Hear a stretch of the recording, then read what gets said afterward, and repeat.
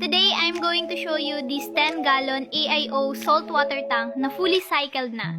Meaning, tapos na siya sa cycling process at stable na. Kaya safe na para sa fish.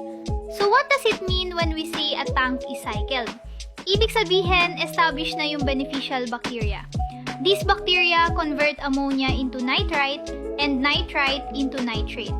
Importante to kasi ang ammonia at nitrite ay toxic sa fish, kaya kailangan muna silang ma-process bago maglagay ng livestock. For this tank, we follow the proper process. Dumaan muna tayo sa tamang proseso. We didn't rush adding fish. Hindi tayo nagmadali maglagay ng isda. Pinastable muna natin ang biological system ng tank para maiwasan ang fish stress at possible fish loss.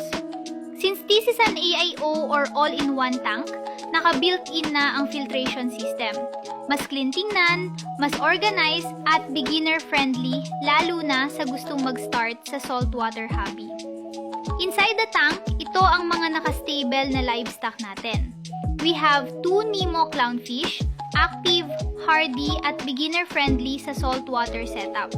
We also have 2 tomato clownfish, medyo mas territorial, pero very hardy at madaling alagaan. Meron din tayong 1 blue tang, very active swimmer at talagang stand out ang kulay sa tank. May feather duster din tayo, magandang pang-add ng movement at natural filter feeder pa. And of course, meron tayong 2 sea anemones. Dito, madalas nag-host ang clownfish, kaya mas natural at mas buhay tingnan ang setup. Right now, stable na ang tank natin. Maganda ang parameters at active ang mga alaga natin. Reminder lang sa mga gustong mag-salt water, never skip the cycling process. Wag na wag mag-skip ng cycling. Ito ang pinaka-foundation ng successful aquarium. If gusto niya rin ng ganitong setup, pwede kayo magpa-line up sa amin. Kami na ang bahala sa nitrogen cycle at tank preparation. Kayo na lang ang mag-aalaga at mag-enjoy sa aquarium.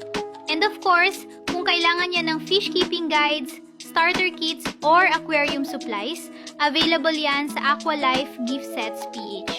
Happy fish keeping everyone! Happy fish keeping mga ka-fish keepers! Message lang kayo sa page namin.